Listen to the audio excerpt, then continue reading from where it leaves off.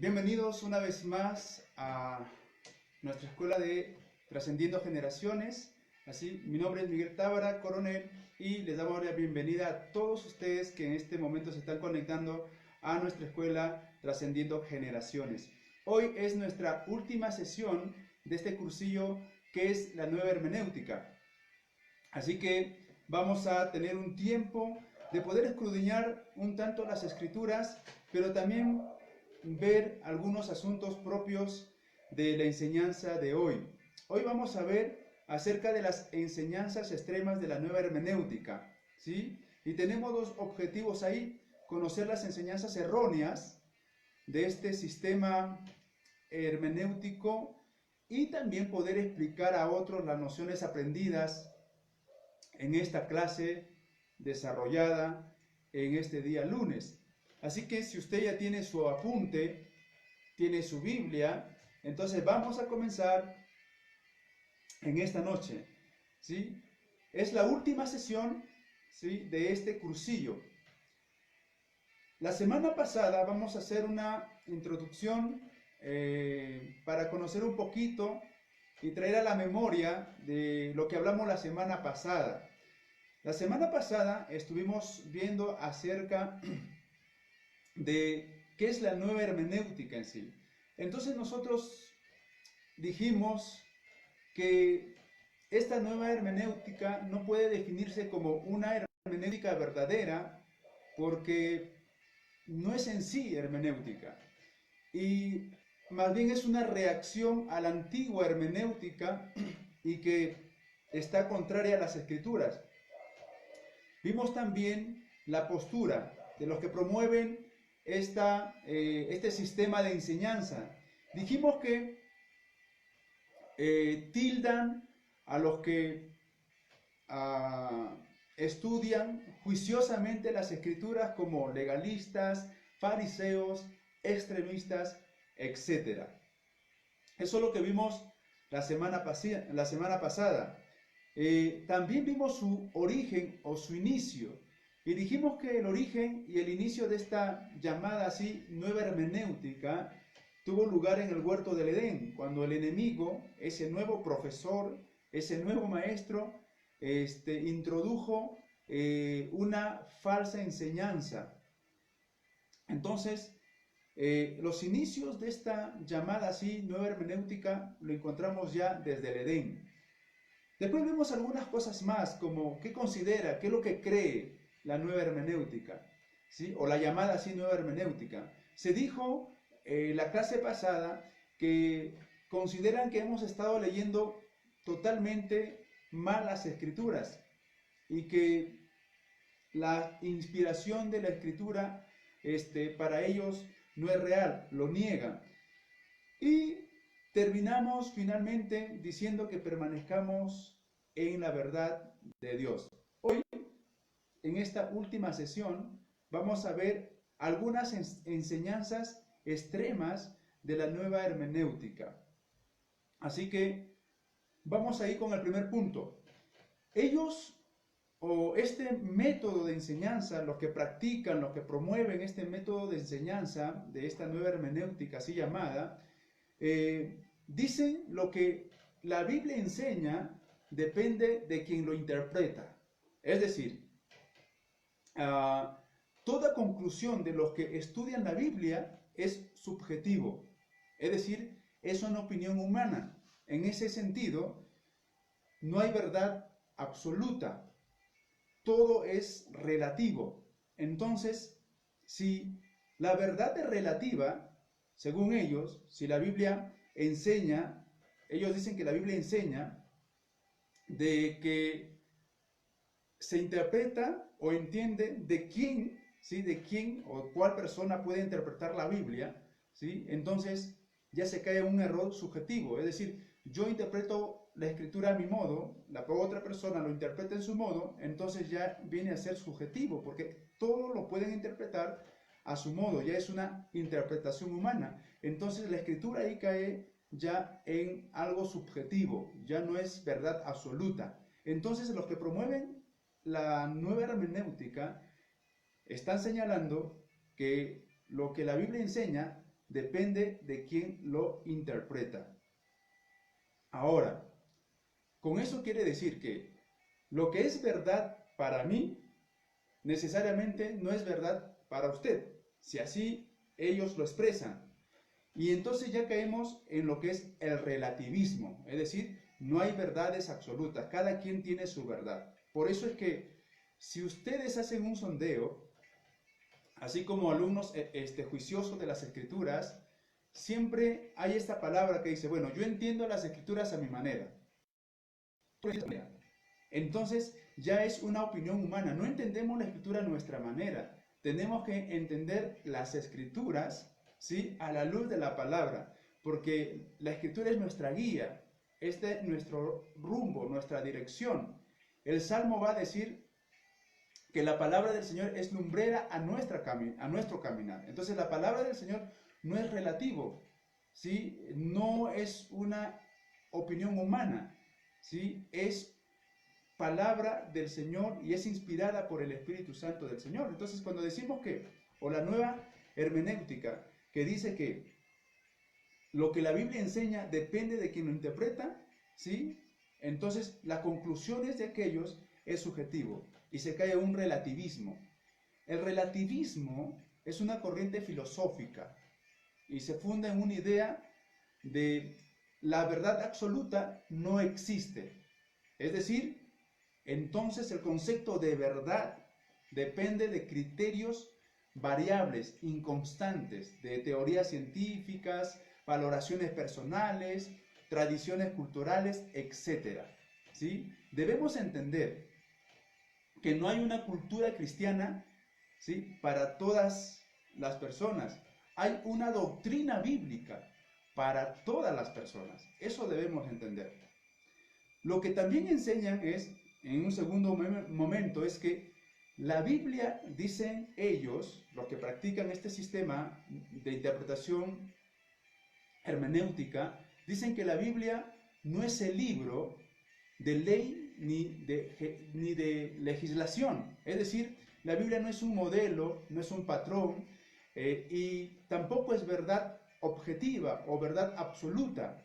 Entonces, los que enseñan estos, ¿sí?, dicen que la Biblia no es un libro de ley, no es un libro de legislación, no es un patrón, no es un estándar.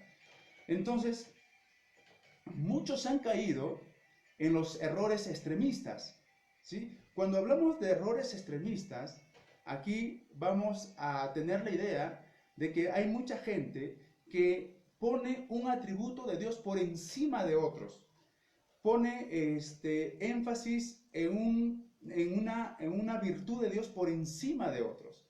Cuando nosotros leemos la Biblia, los atributos de Dios no están uno por encima de otro, sino que todos están en completa armonía. Ejemplo, cuando hablamos de la soberanía de Dios, no es que la soberanía de Dios está por encima de todos los atributos, todos están en armonía. Cuando hablamos del amor de Dios, no es que el amor de Dios esté por encima de los demás atributos, todos están en armonía. La Biblia presenta, ¿sí?, los atributos, la esencia de Dios en armonía. Ningún atributo está por encima de los demás atributos. Todos tienen una completa relación. Entonces, cuando ellos proponen que la Biblia no es el libro de la ley y de legislación, que no es el patrón, que no es el modelo y que no es la verdad objetiva, simplemente han caído en errores extremistas. Tanto es así que a veces se enfatiza, por ejemplo, la corrupción del hombre, la corrupción total del hombre, o lo que se habla de la depravación total del hombre. Y es verdad, el hombre es totalmente dado a la maldad. Sin embargo, cuando uno se posesiona en la Escritura, va a encontrar que el hombre responde al llamado de Dios y el hombre va a dar cuentas al Señor. Entonces, si el hombre no respondiera, porque vamos a encontrar versículos en la Biblia de que está muerto en sus delitos y pecados, ¿verdad? Y la pregunta es, ¿podrá un muerto responder? No. ¿Podrá un muerto oír? No. Sin embargo, cuando nosotros leemos las Escrituras, nos encontramos, por ejemplo, con muchos versículos, con este en particular, dice, Juan 5:25, de cierto os digo, viene la hora, y la hora es cuando los muertos oirán la voz del Hijo de Dios, y los que la oyeren vivirán. Entonces, es verdad que el hombre está dado al pecado, pero si la Biblia nos dice que estos muertos, ¿sí?, cuando Dios habla podrán oír y Dios los puede traer a vida eterna, la Biblia ya nos pone aquí un principio, una ley que sí se puede, ¿sí? Pero no es enfatizar un estándar sobre otro, sino que todo tiene que estar en completa armonía, ¿sí? Todos los atributos, toda la esencia de Dios tiene que estar en completa armonía. Entonces la Biblia, si es un libro de ley, si es un libro de legislación, ¿sí? Y en eso nosotros tenemos que entender que toda la esencia de Dios está en armonía. La gracia no puede estar por encima de la justicia de Dios, ni la justicia puede estar por encima del amor de Dios.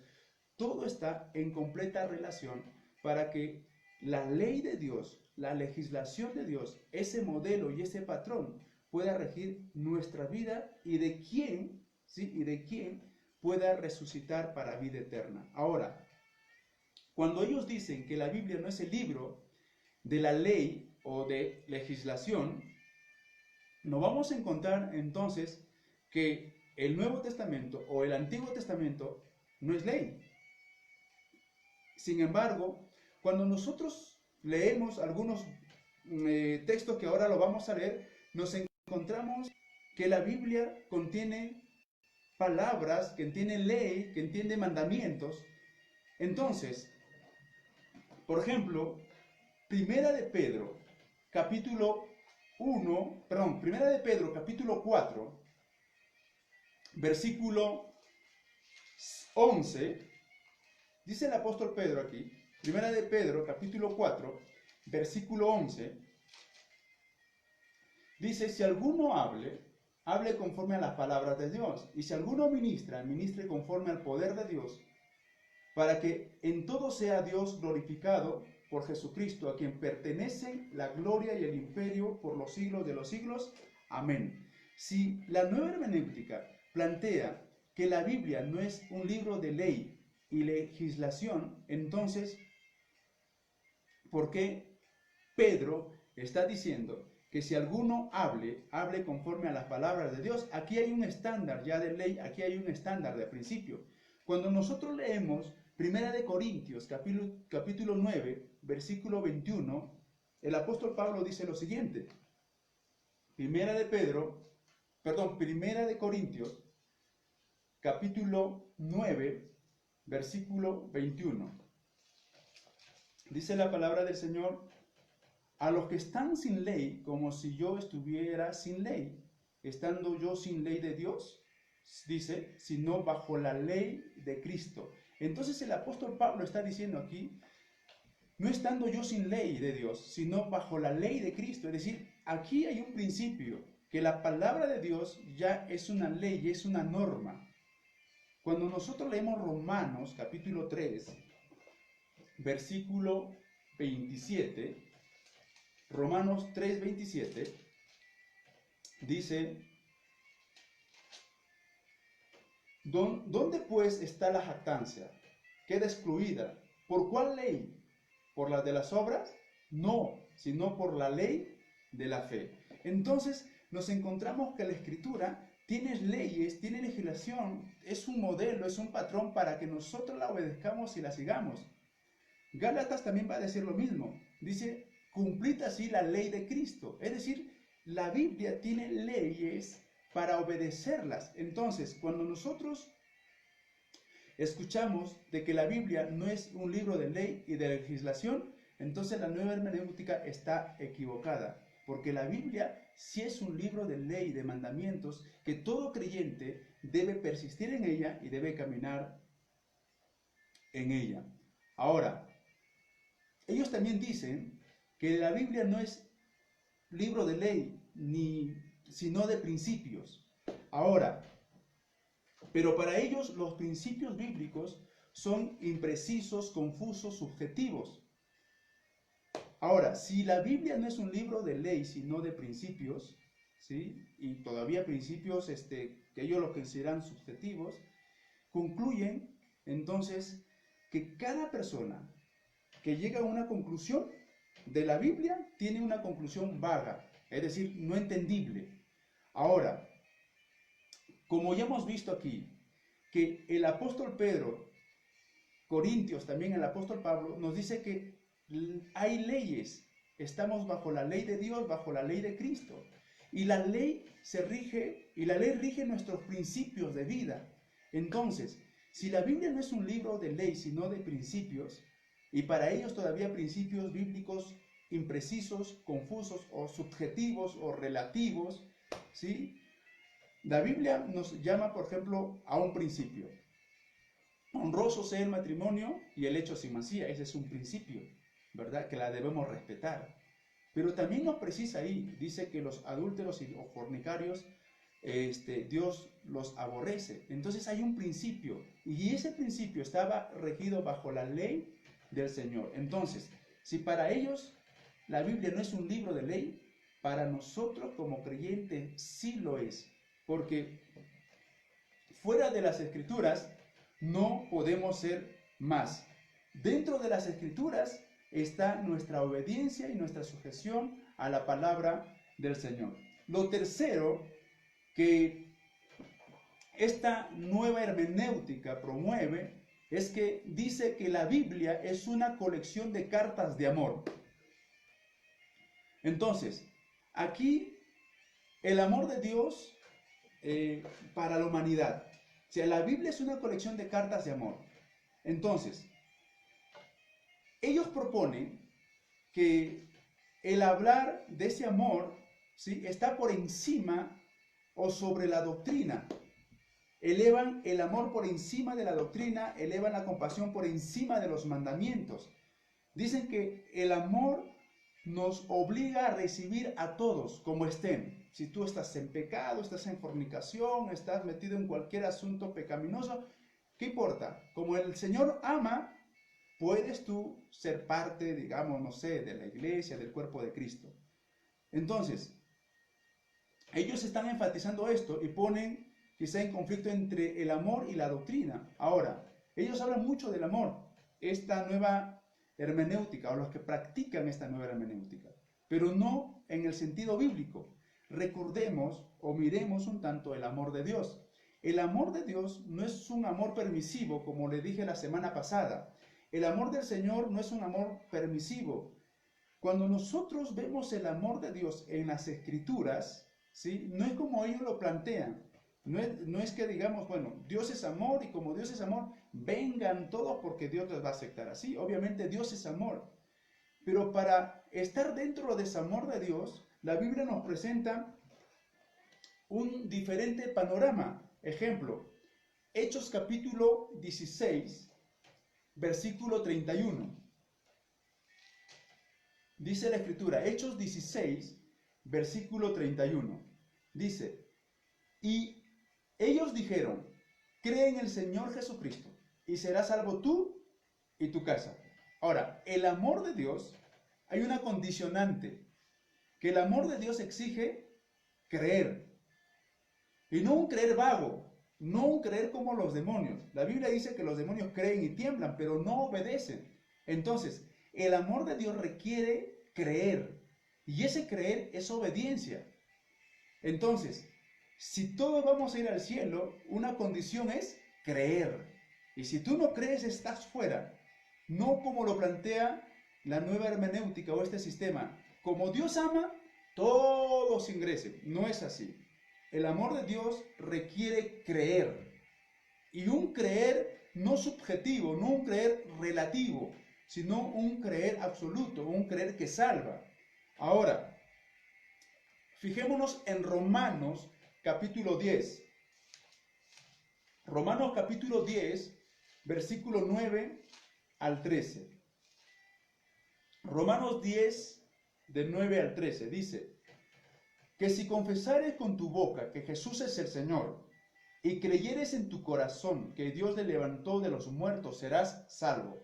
Nuevamente la palabra creer y confesar, porque con el corazón se cree para justicia, pero con la boca se confiesa para salvación. Versículo 11.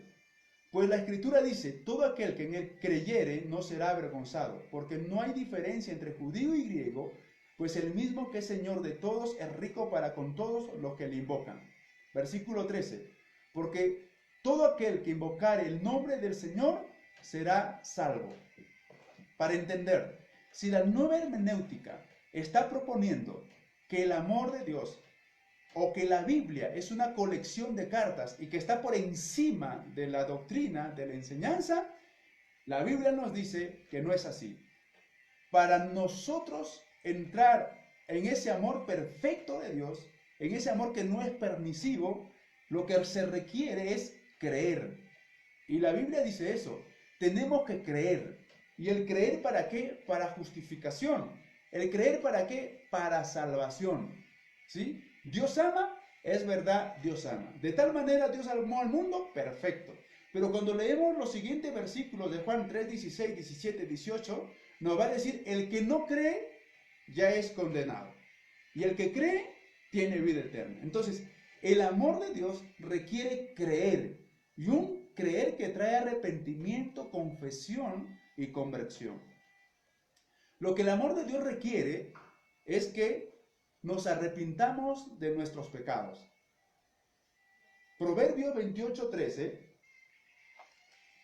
Por favor, con su Biblia, Proverbios 28:13. Nos va a decir la Escritura, dice 28:13.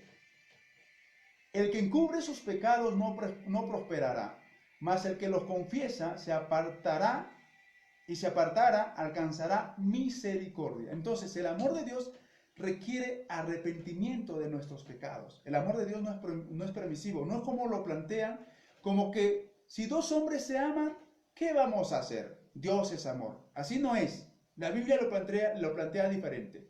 Es creer, arrepentirnos de nuestros pecados y confesarlos. Entonces, los que entendemos esto, el amor de Dios requiere creer, requiere arrepentimiento y también requiere que practiquemos y obedezcamos toda la verdad de la revelación de la palabra del Señor. No una parte, sino todo. Si estás en Cristo, si estás en Él, si estás en el amor de Dios, es porque has creído, es porque estás arrepentido de tus pecados. Y es porque estás practicando y obedeciendo toda la palabra revelada por Dios. Deuteronomio 28:1 dice la palabra del Señor.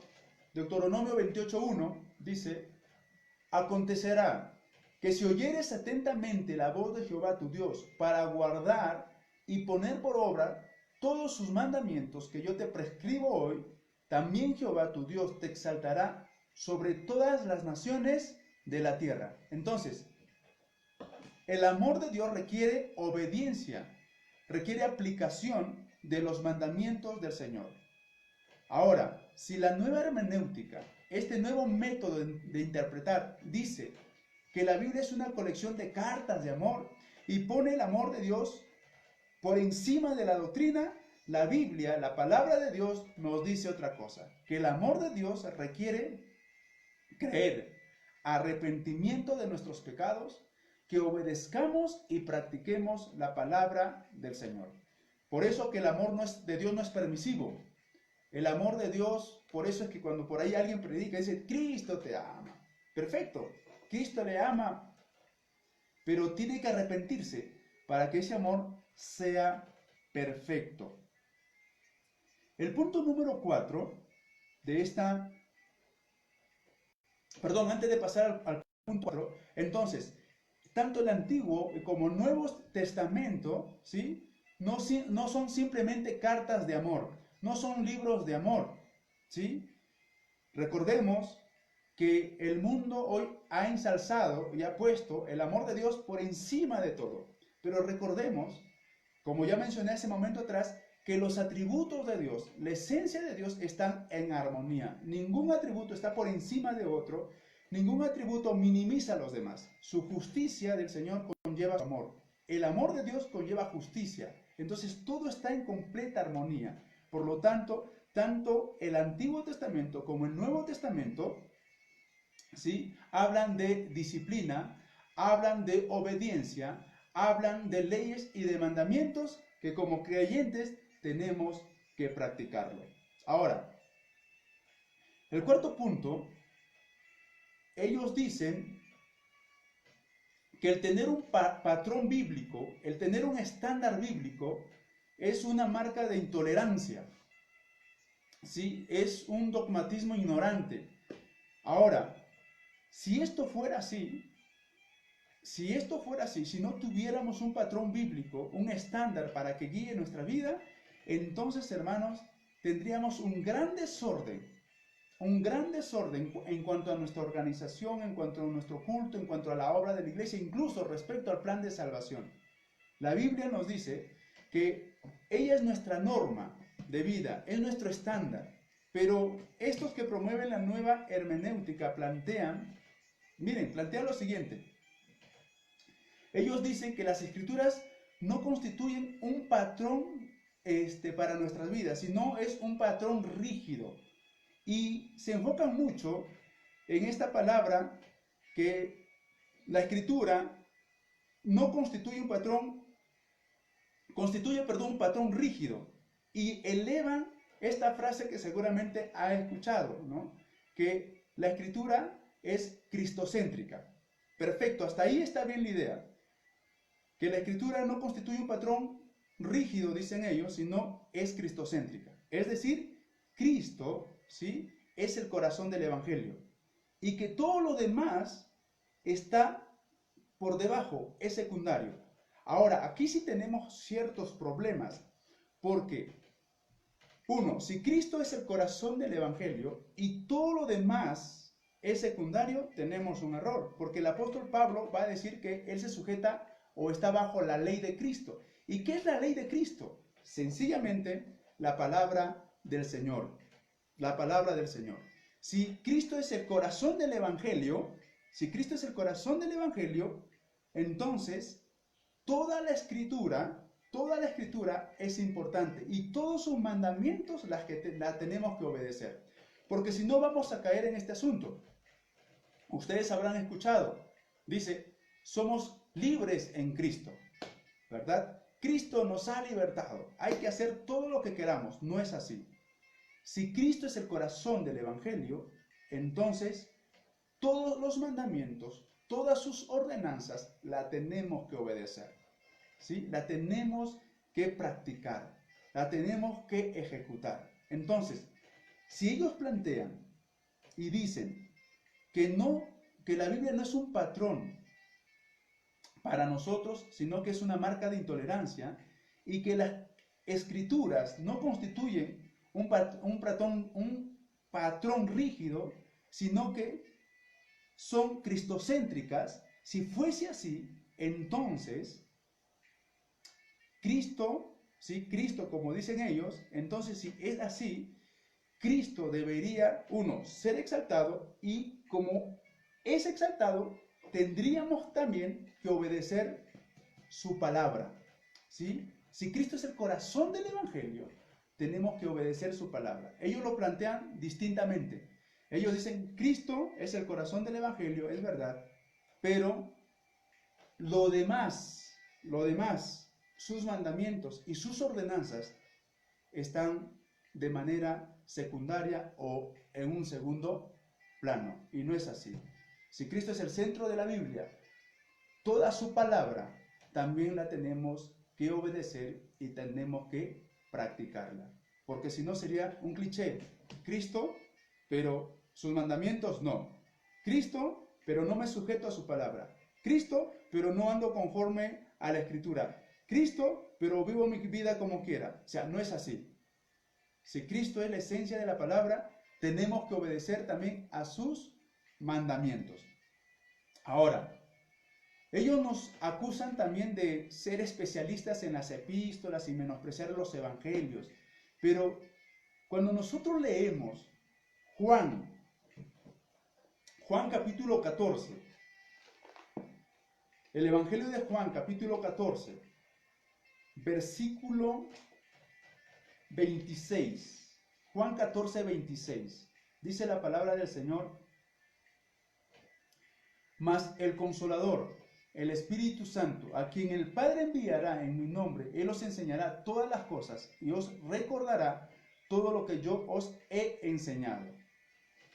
Juan 16:13 dice: pero cuando venga el Espíritu de verdad, Él os guiará a toda la verdad, porque no hablará por su propia cuenta, sino que hablará todo lo que oyere y os hará saber las cosas que habrá de venir. Entonces, mire, si ellos están proponiendo y nos acusan que solamente somos especialistas en las epístolas y menospreciamos los evangelios, el apóstol Juan está diciendo que el Espíritu Santo nos guiará a toda la verdad. Y toda la verdad no son las epístolas.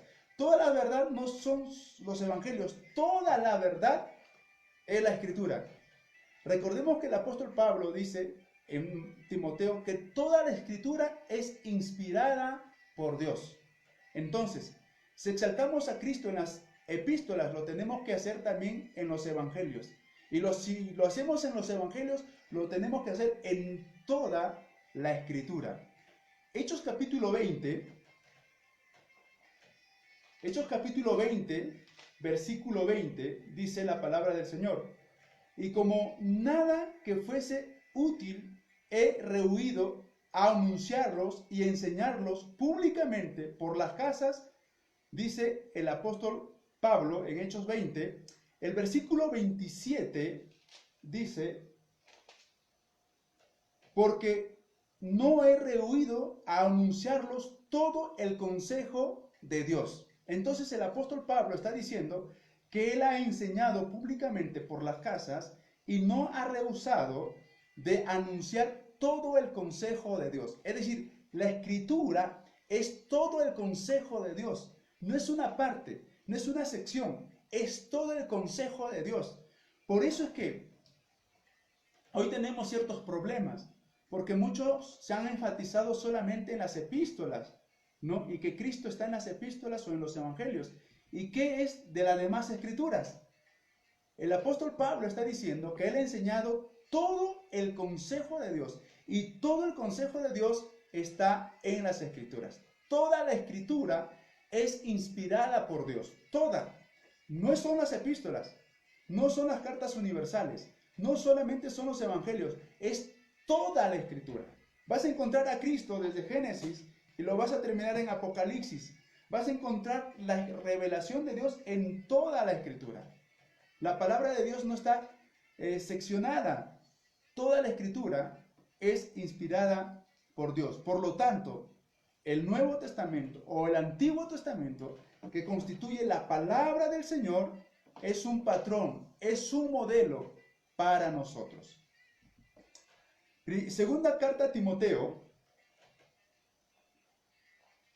la segunda carta a Timoteo, el capítulo 1, el versículo 13, dice: retén la forma de las sanas palabras que de mí oístes en la fe y amor que es en Cristo Jesús. El apóstol Pablo le está diciendo: retén las formas de las sanas palabras que oíste de mí. ¿A qué se refiere? A todo el consejo de Dios, no a una parte, a todo el consejo de Dios.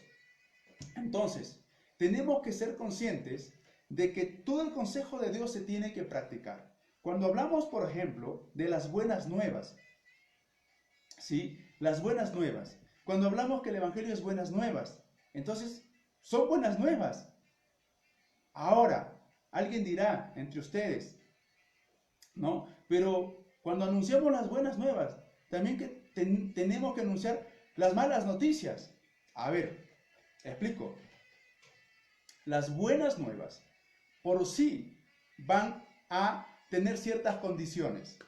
Ejemplo, predicas de las buenas nuevas, que hay un cielo nuevo, que hay una vida eterna, que hay un hogar maravilloso. Perfecto. ¿Quieres entrar en él? Sí, van a decir, ¿verdad? Sí, ¿quién no quiere vivir en un lugar así? Perfecto. La condicionante para entrar en ese cielo es que tienes que arrepentirte. La condicionante para entrar en esa vida nueva es que tienes que nacer de nuevo. La pregunta del otro lado sería, ¿por qué? Y entonces, esa buena noticia le va a traer requerimientos. ¿Por qué tienes que arrepentirte? ¿Por qué tienes que nacer de nuevo? ¿Por qué? Porque solamente son nuevas criaturas que van a entrar al reino de Dios. Entonces, el hecho de anunciar solamente las buenas nuevas ya trae requerimientos. ¿Sí? Trae requerimientos. Cuando nosotros, por ejemplo, leemos Lucas capítulo 4, versículo 18, Lucas 4, 18 dice, el Espíritu del Señor está sobre mí, por cuanto me ha ungido para dar buenas nuevas a los pobres, me ha enviado a sanar a los quebrantados de corazón, a pregonar libertad a los cautivos y vista a los ciegos, a poner en libertad a los oprimidos y a predicar el año agradable del Señor. Ahora, uno dirá, ¿y lo demás? El hecho de que nosotros anunciemos el Evangelio ya trae requerimientos, así como el amor de Dios. El amor de Dios también trae algunos requerimientos, exigencias. Nadie puede participar de ese amor de Dios a menos de que se convierta. Nadie puede gozar de esas buenas nuevas a menos de que se arrepienta. Es decir, las buenas nuevas por sí mismas ya le presentan al hombre requerimientos para que pueda gozar de esas nuevas noticias.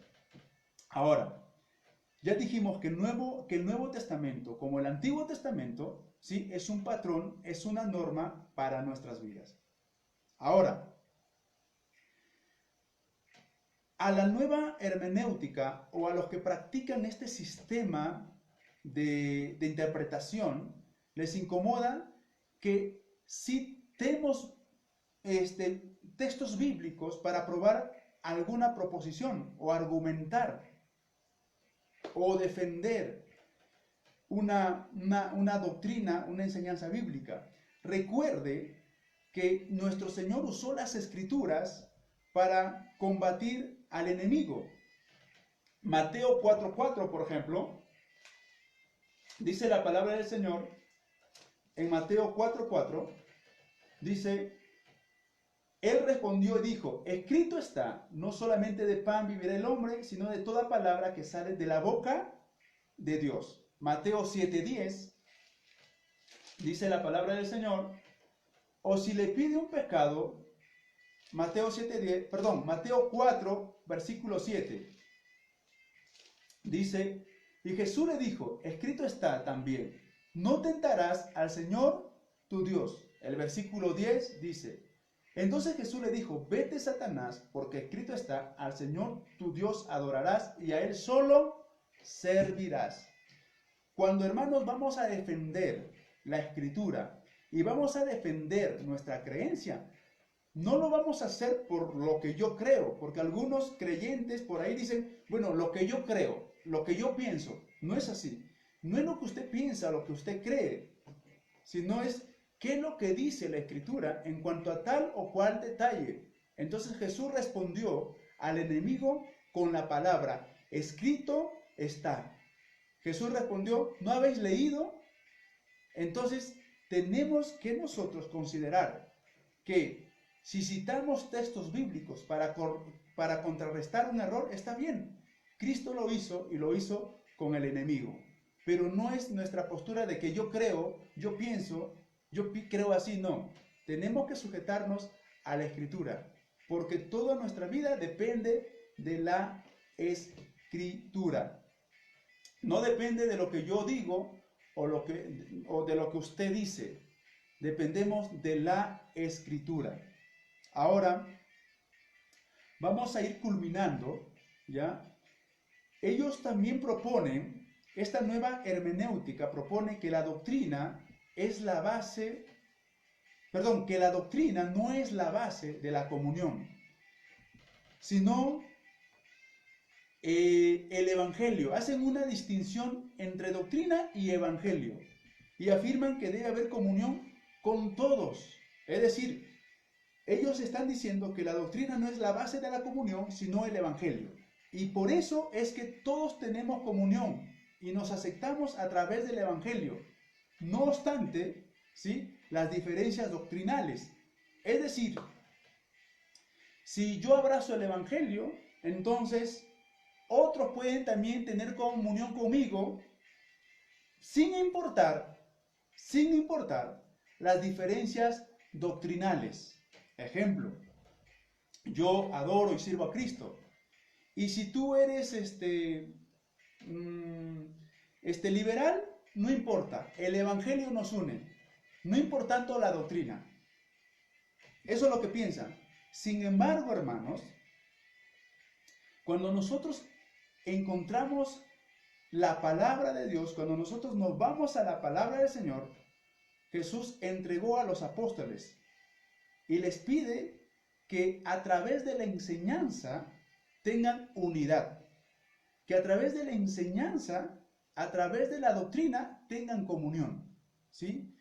El problema hoy es que todo se mueve en un evangelio falso, ¿no? O sea, en un evangelio permisivo también.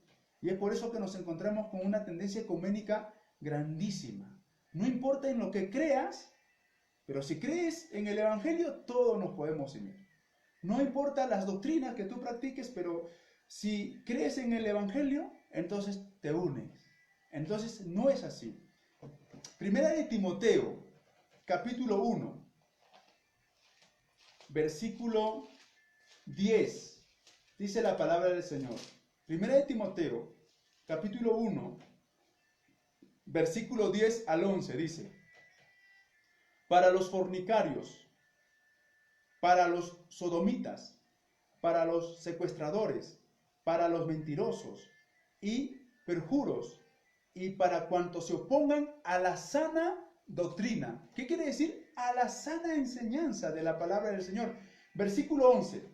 Según el glorioso evangelio del Dios bendito que a mí me ha sido encomendado. Entonces el apóstol Pablo está hablando de la sana doctrina según el glorioso evangelio. El evangelio es la doctrina es el evangelio, es innegociable, no puede haber diferencia. Estas palabras o estos términos, ¿sí?, de evangelio, de sana doctrina, de camino, la verdad, la fe, son términos semejantes y sinónimos. No podemos decir que el evangelio es distinto de la escritura o de la doctrina.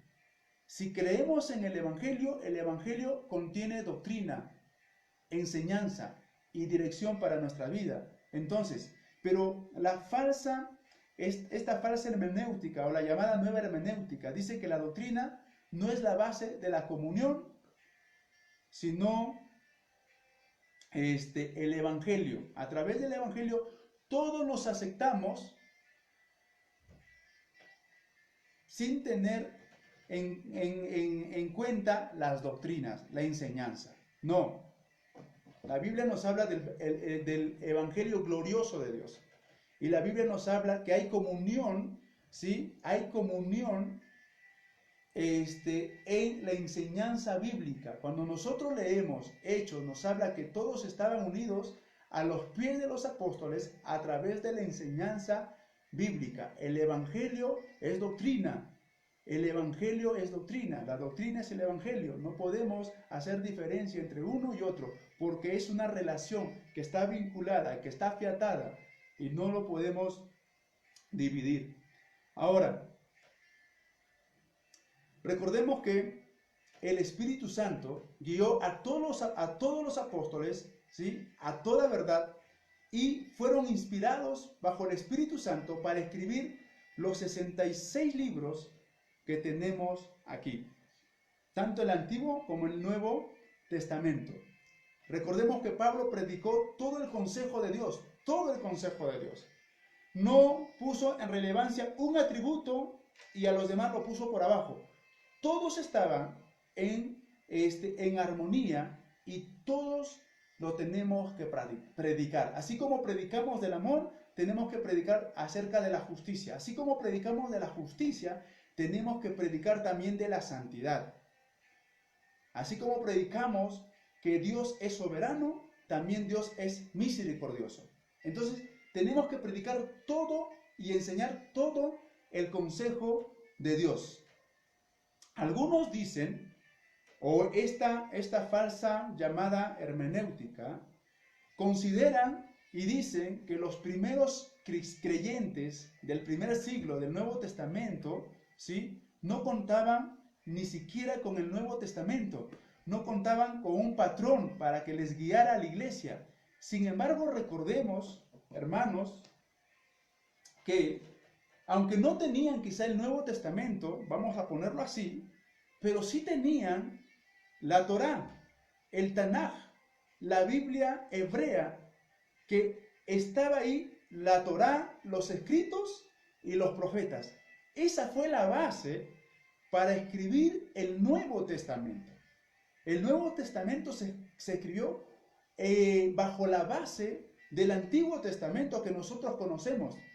Para los judíos es el llamado Tanaj o Torá, que se escribió el Nuevo Testamento en base de la escritura del Antiguo Testamento. Por eso que cuando leemos Juan, capítulo 16, lo que leímos hace un momento atrás, versículo 13, dice la escritura: pero cuando venga el Espíritu de verdad, Él os guiará a toda la verdad, porque no hablará por su propia cuenta, sino que hablará todo lo que oyere y os hará saber las cosas que habrán de venir. Entonces el Espíritu Santo no les enseñó a los apóstoles en la nada, sino bajo la escritura que ya se tenía, ¿sí?, la llamada Torá o Tanaj o la Biblia de los judíos o la Biblia hebrea.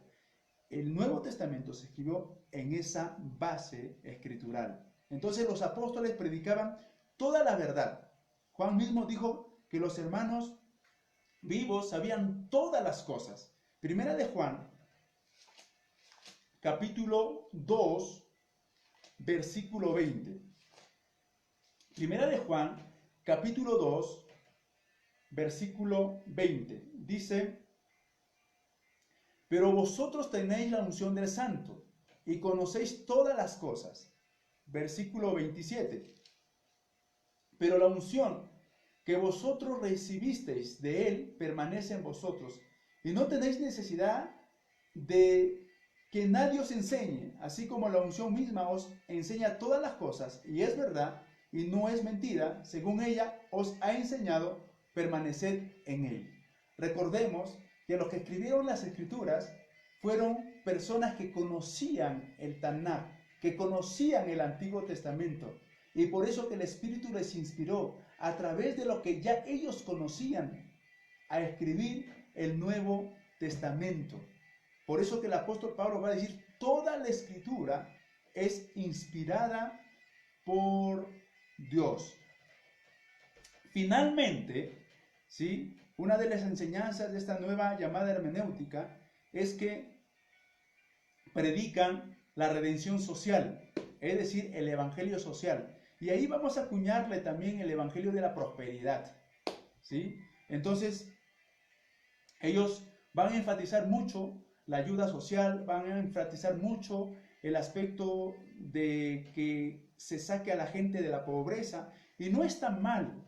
Recordemos que el Señor Jesús le dice a los fariseos hipócritas: diezmáis el eneldo y el comino, pero dejaron de hacer justicia, misericordia y fe. Ambas cosas eran necesarias que hagan. Eso lo dice el Señor. Entonces, pero esta nueva hermenéutica pone énfasis en el evangelio social, en el evangelio de la prosperidad. Y ahí sí tenemos problemas. La Biblia pone énfasis, ¿sí?, pone énfasis al arrepentimiento, a la conversión, a la justicia de Dios. Nos habla de un cielo y un infierno. Entonces, si hablamos también de la justicia social, tenemos que hablar también, ¿sí?, que la gente se tiene que arrepentir. La Biblia nos habla que Jesús, cuando comienza su ministerio, dice: arrepentíos. Eso se ha dejado de lado hoy. Eso ya no se predica hoy. Entonces, solamente es un aspecto social. El Señor no está en contra de eso, pero tenemos que predicar, como dice el apóstol Pablo, todo el consejo de Dios.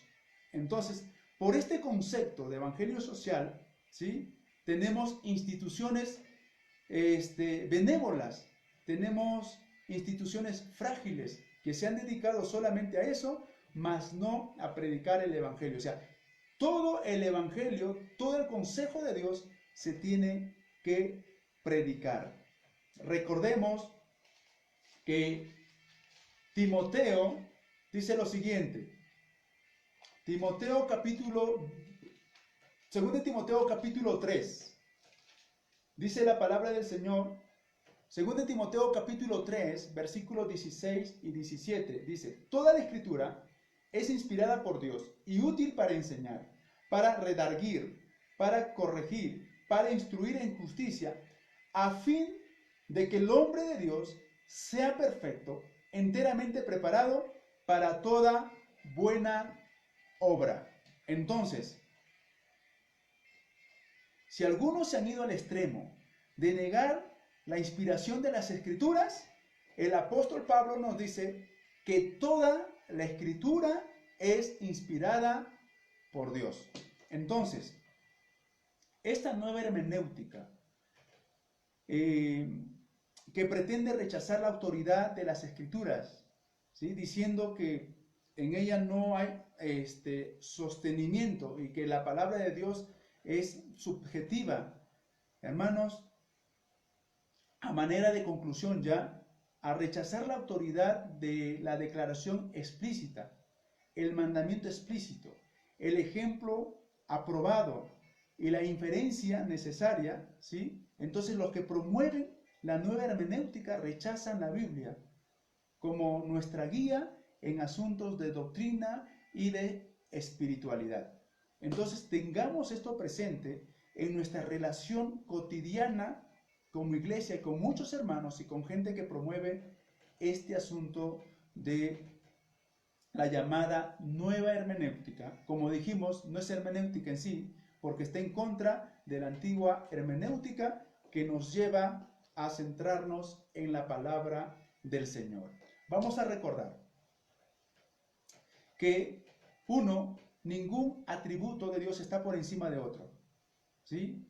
Tenemos que predicar todo el consejo de Dios, todo el consejo de Dios. Y recordemos también que la Biblia, la palabra de Dios, es nuestro patrón, nuestro estándar, nuestra guía, nuestra ley, nuestra legislación.